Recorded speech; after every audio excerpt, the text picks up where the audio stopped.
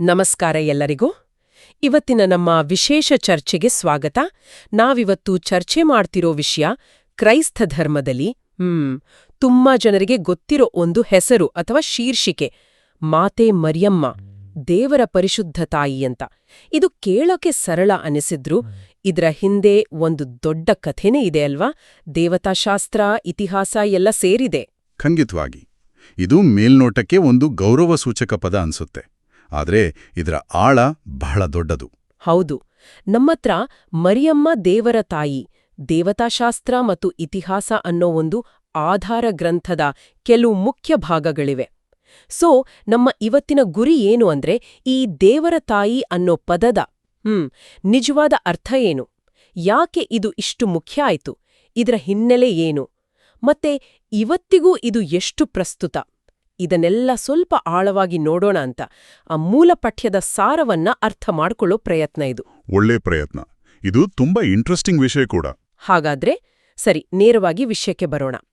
ಮೊದಲಿಗೆ ಈ ಶೀರ್ಷಿಕೆಯ ಅಕ್ಷರಶಃ ಅರ್ಥದಿಂದ ಶುರು ಮಾಡೋಣವೇ? ದೇವರ ತಾಯಿ ಅಂತೀವಲ್ಲ, ಗ್ರೀಕ್ ಭಾಷೆಯಲ್ಲಿ ಇದಕ್ಕೇನಾದ್ರೂ ಸ್ಪೆಸಿಫಿಕ್ ಪದ ಇದೆಯಾ? ಖಂಡಿತ ಇದೆ. ಮೂಲ ಗ್ರೀಕ್ ಪದ ಬಂದು ಥಿಯೋಟೋಕೋಸ್.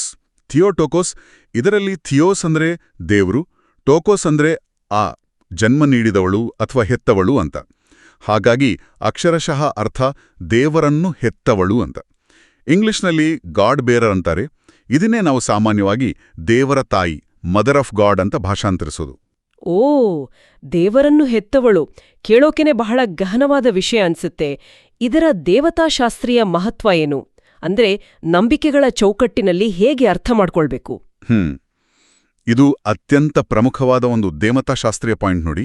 ಕ್ರೈಸ್ತ ನಂಬಿಕೆಯ ಒಂದು ಮೂಲಭೂತ ತತ್ವ ಏನಂದ್ರೆ ಯೇಸುಕ್ರಿಸ್ತನ ಸ್ವಭಾವ. ನಂಬಿಕೆಯ ಪ್ರಕಾರ ಯೇಸುಕ್ರಿಸ್ತ ಒಬ್ಬನೇ ವ್ಯಕ್ತಿ, ಆದ್ರೆ ಆತನಲ್ಲಿ ಎರಡೂ ಸ್ವಭಾವಗಳಿವೆ. ಆತ ಸಂಪೂರ್ಣ ದೇವರು ಮತ್ತೆ ಸಂಪೂರ್ಣ ಮನುಷ್ಯ ಒಂದೇ ಸಮಯದಲ್ಲಿ. ಇದನ್ನ ಅವತಾರ ಅಂತ ಹೇಳ್ತಾರೆ, ಅಂದ್ರೆ ದೇವರು ಮನುಷ್ಯ ರೂಪದಲ್ಲಿ ಬಂದಿದ್ದು. ಸರಿ. ರೂಢಿ, ಮಾತೆ ಮರಿಯಮ್ಮ ಯೇಸುಕ್ರಿಸ್ತನಿಗೆ ಮಾನವ ಶರೀರದಲ್ಲಿ ಜನ್ಮ ಕೊಟ್ರು.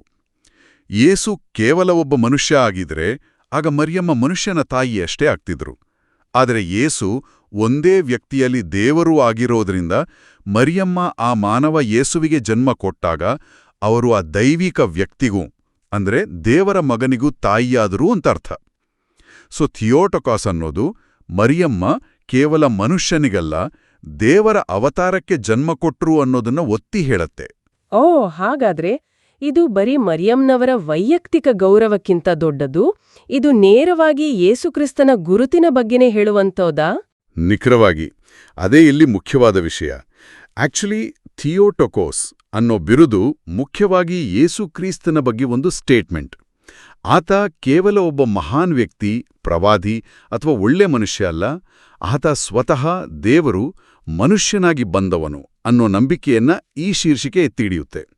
ಇದರ ಹಿಂದಿನ ತರ್ಕ ಏನು ಅಂದ್ರೆ, ಒಂದು ವೇಳೆ ಮರಿಯಮ್ಮನಿಗೆ ದೇವರ ತಾಯಿ ಅನ್ನೋದನ್ನ ನಿರಾಕರಿಸಿದ್ರೆ ಅದು ಪರೋಕ್ಷವಾಗಿ ಯೇಸುವಿನ ದೈವತ್ವವನ್ನೇ ಪ್ರಶ್ನಿಸಿದ ಹಾಗೆ ಆಗುತ್ತೆ.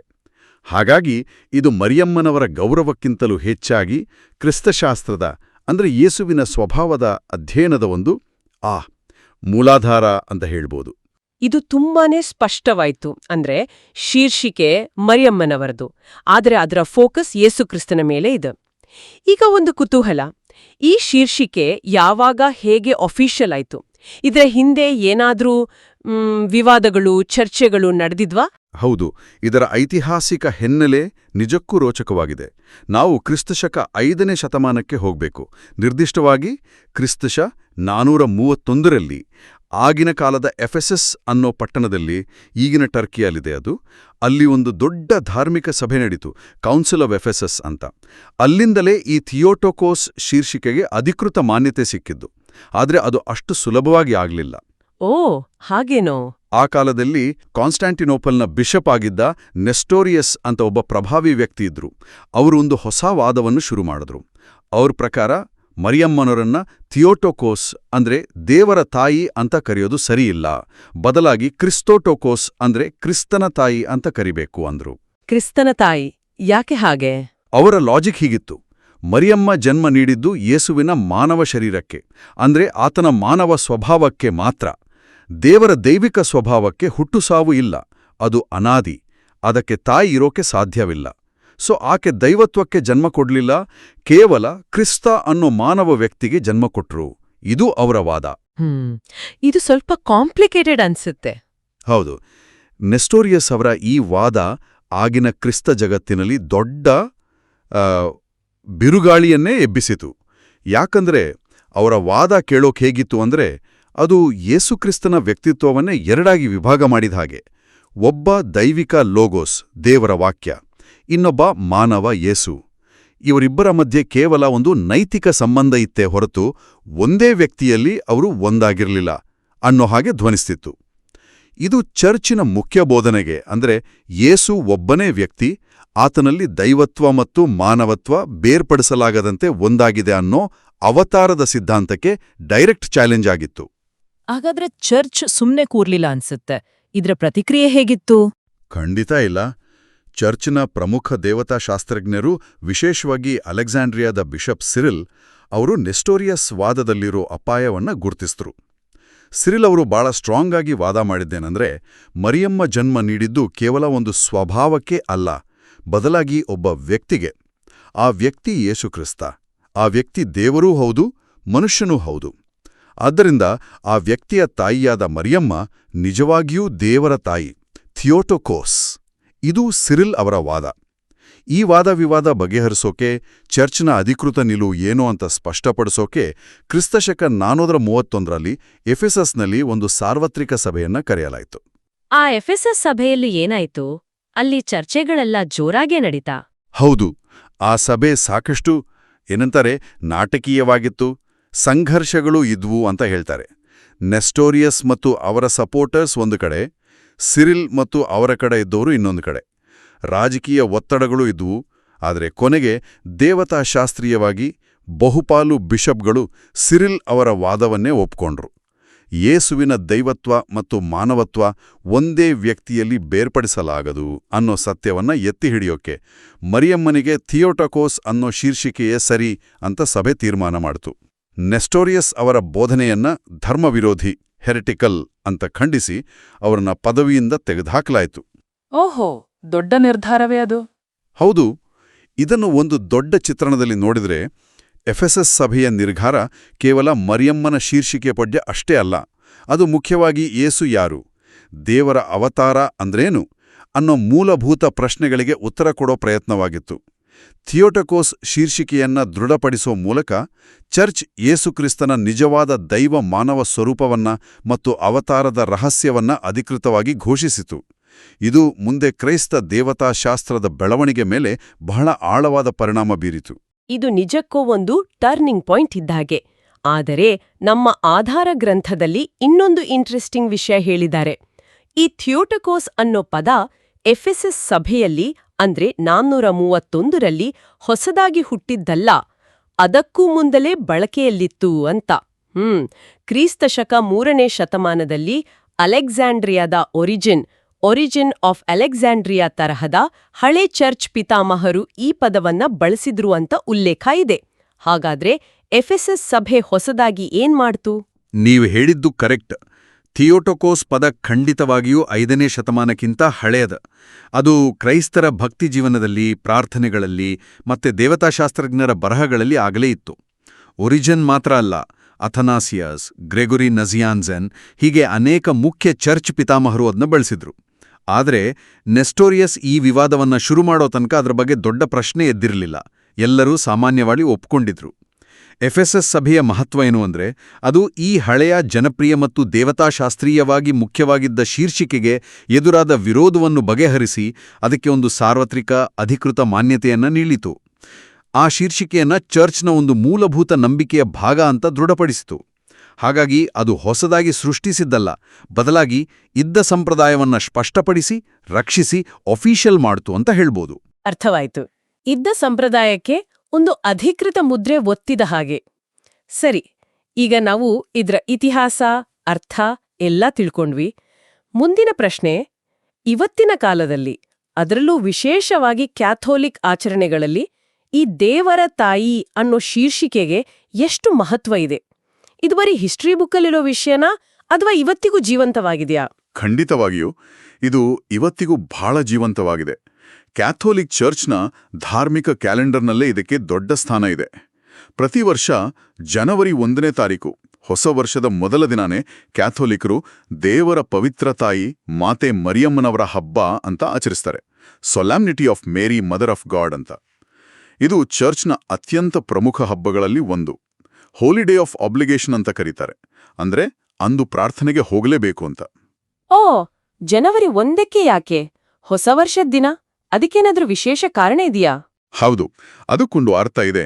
ಅದು ಕ್ರಿಸ್ಮಸ್ ಹಬ್ಬ ಇದೆಯಲ್ಲ, ಯೇಸುವಿನ ಜನನ, ಅದರ 8ನೇ ದಿನಕ್ಕೆ ಬರುತ್ತೆ. ಆಕ್ಟೇವ್ ಆಫ್ ಕ್ರಿಸ್ಮಸ್ ಅಂತಾರೆ. ಹಳೆಯ ಯಹೂದಿ ಪದ್ಧತಿಯ ಪ್ರಕಾರ ಮಗು ಹುಟ್ಟಿದ 8ನೇ ದಿನ ಅದಕ್ಕೆ ಹೆಸರಿಟ್ಟು ದೇವರಿಗೆ ಸಮರ್ಪಿಸುವ ದಿನವಾಗಿತ್ತು. ಹಾಗಾಗಿ ಯೇಸುವಿನ ಜನನದ 8 ದಿನಗಳ ನಂತರ ಆತನ ತಾಯಿಯಾದ ಮರಿಯಮ್ಮನ ಈ ವಿಶೇಷ ಪಾತ್ರವನ್ನ, ಅಂದ್ರೆ ದೇವರ ತಾಯಿ ಅನ್ನೋ ಆಕೆಯ ಗುರುತನ್ನು ಸ್ಮರಿಸೋಕೆ ಈ ದಿನವನ್ನ ಇಟ್ಟಿದ್ದಾರೆ. ಇದು ತುಂಬಾ ಹಳೆಯ ಮರಿಯನ್ ಹಬ್ಬಗಳಲ್ಲಿ ಒಂದು. ಮತ್ತೆ ಇದು ನೇರವಾಗಿ ಎಫೆಸಸ್ ಸಭೆಯ ನಿರ್ಧಾರವನ್ನು ನೆನಪಿಸುತ್ತೆ, ಆಚರಿಸುತ್ತೆ. ಹೊಸ ವರ್ಷದ ಆರಂಭದಲ್ಲೇ ದೇವರ ಅವತಾರದಲ್ಲಿ ಮರಿಯಮ್ಮನ ಪಾತ್ರವನ್ನು ಗುರುತಿಸೋದು ಇದರ ಉದ್ದೇಶ. ಹಬ್ಬದ ಆಚರಣೆ ಒಂದ್ಕಡೆ ಆಯ್ತು, ಡೈಲಿ ಲೈಫಲ್ಲಿ ಅಂದ್ರೆ ಜನರ ಪ್ರಾರ್ಥನೆ, ಭಕ್ತಿ ಜೀವನದಲ್ಲಿ ಇದರ ಪ್ರಭಾವ ಎಷ್ಟಿದೆ? ಅದರ ಪ್ರಭಾವ ಅಗಾಧವಾಗಿದೆ. ಬಹುಶಃ ಕ್ಯಾಥೋಲಿಕರು ಅತಿ ಹೆಚ್ಚು ಹೇಳೋ ಪ್ರಾರ್ಥನೆ ಅಂದ್ರೆ ನಮೋ ಮರಿಯೆ, ಹೇಲ್ ಮ್ಯಾರಿ ಹಾವೆ ಮರಿಯ. ಆ ಪ್ರಾರ್ಥನೆಯ 2ನೇ ಭಾಗ ಇದೆಯಲ್ಲ, ಅದು ನೇರವಾಗಿ ಈ ಶೀರ್ಷಿಕೆಯನ್ನ ಬಳಸುತ್ತೆ. ಪರಮಪೂಜ್ಯಳಾದ ಮರಿಯಮ್ಮ, ದೇವರ ತಾಯಿಯೇ, ಸ್ಯಾಂಕ್ಟಾ ಮರಿಯಾ ಮಾಟರ್ ದೈ, ಪಾಪಿಗಳಾದ ನಮಗಾಗಿ ಈಗಲೂ ಮತ್ತು ನಮ್ಮ ಮರಣದ ಸಮಯದಲ್ಲೂ ಪ್ರಾರ್ಥಿಸಿರಿ, ಆಮೇನ್. ನೋಡಿ, ಅಲ್ಲಿ ದೇವರ ತಾಯಿಯೇ ಅಂತ ಸಂಬೋಧನೆನೇ ಇದೆ. ಹೌದಲ್ಲ? ಹಾಗಾದ್ರೆ ಈ ಸಂಬೋಧನೆ ಬರೀ ಒಂದು ಗೌರವಕ್ಕಷ್ಟೇ ಅಲ್ಲ, ಅದಕ್ಕೆ ಒಂದು ಕಾರ್ಯರೂಪದ ನಂಬಿಕೆನೂ ಇದೆಯಾ? ಖಂಡಿತವಾಗಿಯೂ. ಇಲ್ಲಿ ಒಂದು ಮುಖ್ಯ ಪ್ರಶ್ನೆ ಬರುತ್ತೆ. ಯಾಕೆ ಕ್ಯಾಥೋಲಿಕರು ಮರಿಯಮ್ಮನವರನ್ನ ಅಷ್ಟು ಶಕ್ತಿಶಾಲಿ ಮಧ್ಯಸ್ಥಗಾರರು ಅಂತ ನೋಡ್ತಾರೆ? ಅದಕ್ಕೆ ಉತ್ತರನೇ ಈ ದೇವರ ತಾಯಿ ಅನ್ನೋ ಶೀರ್ಷಿಕೆಯಲ್ಲಿದೆ. ನಂಬಿಕೆ ಪ್ರಕಾರ ಮರಿಯಮ್ಮ ಕೇವಲ ಒಬ್ಬ ಸಂತರಲ್ಲ, ಅವರು ದೇವರನ್ನೇ ಹೊತ್ತು ಹೆತ್ತವರು. ಆದ್ದರಿಂದ ಸ್ವರ್ಗದಲ್ಲೇ ತಮ್ಮ ಮಗನಾದ ಯೇಸುವಿನ ಜೊತೆ ಅವರಿಗೆ ಒಂದು ಅತ್ಯಂತ ವಿಶೇಷವಾದ ಹತ್ತಿರದ ಸಂಬಂಧ ಇದೆ. ಈ ಕಾರಣದಿಂದ ಭೂಮಿಯಲ್ಲಿರೋ ಭಕ್ತರ ಕಷ್ಟಗಳಿಗೆ, ಅಗತ್ಯಗಳಿಗೆ ಅವರು ಯೇಸುವಿನ ಹತ್ತಿರ ಅತ್ಯಂತ ಪರಿಣಾಮಕಾರಿಯಾಗಿ ಪ್ರಾರ್ಥಿಸಬಲ್ಲರು ಅನ್ನೋದು ದೃಢವಾದ ನಂಬಿಕೆ. ಆಕೆ ದೇವರ ತಾಯಿಯಾಗಿರೋದ್ರಿಂದ ಆಕೆಯ ಪ್ರಾರ್ಥನೆಗೆ ಒಂದು ವಿಶೇಷ ಶಕ್ತಿ ಇದೆ ಅಂತ ನಂಬಲಾಗುತ್ತೆ. ಇದು ಬರೀ ಬಿರುದಲ್ಲ, ಇದು ಕ್ರಿಯಾಶೀಲವಾದ ಭಕ್ತಿಯ ಒಂದು ಆಧಾರ. ಅಂದ್ರೆ ಆ ಶೀರ್ಷಿಕೆಯೇ ಮರಿಯಮ್ಮನವರ ಮಧ್ಯಸ್ಥಿಕೆಯ ಶಕ್ತಿಯ ನಂಬಿಕೆಗೆ ನೇರವಾಗಿ ಲಿಂಕ್ ಆಗಿದೆ. ಇದು ನಿಜಕ್ಕೂ ಆಳವಾದ ವಿಷಯ. ಹಾಗಾದ್ರೆ ನಾವು ಇಷ್ಟು ಹೊತ್ತು ಚರ್ಚೆ ಮಾಡಿದ ಎಲ್ಲ ವಿಷಯಗಳನ್ನ ಒಟ್ಟಿಗೆ ಸೇರಿಸಿ ನೋಡಿದ್ರೆ, ಮಾತೆ ಮರಿಯಮ್ಮ ದೇವರ ಪರಿಶುದ್ಧ ತಾಯಿ ಅನ್ನೋ ಈ ವಾಕ್ಯದ ಒಟ್ಟು ಸಾರಾಂಶ ಏನು ಅಂತ ಹೇಳಬಹುದು? ಒಟ್ಟಾರೆಯಾಗಿ ಹೇಳೋದಾದ್ರೆ, ಮಾತೆ ಮರಿಯಮ್ಮ ದೇವರ ತಾಯಿ ಅಥವಾ ಥಿಯೋಟೋಕೋಸ್ ಅನ್ನೋದು ಕೇವಲ ಒಂದು ಗೌರವದ ಬಿರುದು ಮಾತ್ರ ಅಲ್ಲ.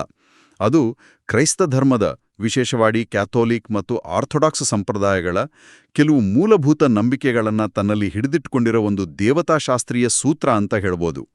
ಮೊದಲನೇದಾಗಿ ಅದು ಯೇಸುಕ್ರಿಸ್ತನ ನಿಜವಾದ ಗುರುತನ್ನ, ಅಂದ್ರೆ ಆತ ಸಂಪೂರ್ಣ ದೇವರು ಮತ್ತು ಸಂಪೂರ್ಣ ಮನುಷ್ಯ ಒಂದೇ ವ್ಯಕ್ತಿಯಲ್ಲಿ ಅದನ್ನು ದೃಢಪಡಿಸ್ತದೆ. ಎರಡನೇದಾಗಿ ಅದು ದೇವರ ಅವತಾರದ ರಹಸ್ಯವನ್ನ, ಅಂದ್ರೆ ದೇವರು ಮನುಷ್ಯನಾಗಿ ಹುಟ್ಟಿದ ಅನ್ನೋ ಸತ್ಯವನ್ನ ಎತ್ತಿ ಹಿಡಿಯುತ್ತೆ. ಮೂರನೇದಾಗಿ ಅದು ಮಾತೆ ಮರಿಯಮ್ಮನವರ ವಿಶಿಷ್ಟ ಪಾತ್ರ ಮತ್ತು ಗೌರವವನ್ನ ಸ್ಥಾಪಿಸುತ್ತೆ. ಮತ್ತು ಕೊನೆಯದಾಗಿ ಅದು ಆಕೆಯ ಮಧ್ಯಸ್ಥಿಕೆಯ ಮೇಲಿರೋ ನಂಬಿಕೆಗೆ ಒಂದು ಗಟ್ಟಿ ಬುನಾದಿಯಾಗಿದೆ. ಬಹಳ ಚೆನ್ನಾಗಿ ಇದನ್ನ ಸಂಕ್ಷಿಪ್ತವಾಗಿ ಹೇಳಿದ್ರಿ. ನಾವು ಥಿಯೋಟೋಕೋಸ್ ಪದದ ಗ್ರೀಕ್ ಮೂಲದಿಂದ ಶುರು ಮಾಡಿ 5ನೇ ಶತಮಾನದ ಎಫೆಸಸ್ನಲ್ಲಿ ನಡೆದ ಆ ದೊಡ್ಡ ದೇವತಾಶಾಸ್ತ್ರೀಯ ಜಗಳ, ನೆಸ್ಟೋರಿಯಸ್ ವಾದ ಹೇಗೆ ತಿರಸ್ಕರಿಸಲ್ಪಟ್ಟಿತ್ತು ಮತ್ತು ಈ ಶೀರ್ಷಿಕೆ ಹೇಗೆ ಯೇಸುವಿನ ಸ್ವಭಾವದ ಬಗ್ಗೆ ಒಂದು ನಿರ್ಣಾಯಕ ಹೇಳಿಕೆ ಆಯಿತು ಅನ್ನೋದನ್ನೆಲ್ಲ ನೋಡಿದ್ವಿ. ಅಷ್ಟೇ ಅಲ್ಲ, ಜನವರಿ 1ರ ಹಬ್ಬ, ನಮೋ ಮರಿಯ ಪ್ರಾರ್ಥನೆ, ಮಧ್ಯಸ್ಥಿಕೆಯ ನಂಬಿಕೆ, ಹೀಗೆ ಇವತ್ತಿಗೂ ಈ ಶೀರ್ಷಿಕೆ ಹೇಗೆ ಧಾರ್ಮಿಕ ಆಚರಣೆಗಳಲ್ಲಿ ಹಾಸುಹೊಕ್ಕಾಗಿದೆ ಅನ್ನೋದನ್ನು ಗಮನಿಸಿದ್ವಿ. ಹೌದು. ಈ ವಿವರವಾದ ಚರ್ಚೆ ನಮ್ಮ ಕೇಳುಗರಿಗೆ ಕ್ರೈಸ್ತ ಧರ್ಮದ ಒಂದು ಮುಖ್ಯ ಸಿದ್ಧಾಂತದ ಐತಿಹಾಸಿಕ ಮತ್ತು ದೇವತಾಶಾಸ್ತ್ರೀಯ ಆಯಾಮಗಳ ಬಗ್ಗೆ ಖಂಡಿತ ಹೊಸ ಒಳನೋಟಗಳನ್ನು ಕೊಟ್ಟಿದೆ ಅಂತ ನಾನು ಭಾವಿಸ್ತೇನೆ. ಕೆಲವೊಮ್ಮೆ ನಮ್ಗೆ ತುಂಬಾ ಸರಳವಾಗಿ ಕಾಣುವ ಒಂದು ಪದ ಅಥವಾ ಶೀರ್ಷಿಕೆ ಹಿಂದೆ ಇಷ್ಟೊಂದು ಆಳವಾದ ಅರ್ಥ, ಇತಿಹಾಸ ಮತ್ತೆ ನಂಬಿಕೆಗಳ ಒಂದು ಜಾಲವೇ ಇರುತ್ತೆ ಅನ್ನೋದು ಗೊತ್ತಾದಾಗ ನಿಜಕ್ಕೂ ಒಂದು ಆಹಾ ಮೂಮೆಂಟ್ ಅಲ್ವಾ? ಖಂಡಿತ. ಈ ಚರ್ಚೆಯ ಕೊನೆಯಲ್ಲಿ ನಮ್ಮ ಕೇಳುಗರು ಯೋಚನೆ ಮಾಡೋಕೆ ಒಂದು ವಿಷಯವನ್ನ ನಾವಿಲ್ಲಿ ಪ್ರಸ್ತಾಪಿಸಬಹುದು. ನಾವು ನೋಡಿದ ಆಧಾರ ಗ್ರಂಥದ ಆಳವನ್ನ ಗಮನದಲ್ಲಿಟ್ಕೊಂಡು ಈ ಪ್ರಶ್ನೆ ಬಗ್ಗೆ ಯೋಚಿಸಬಹುದು.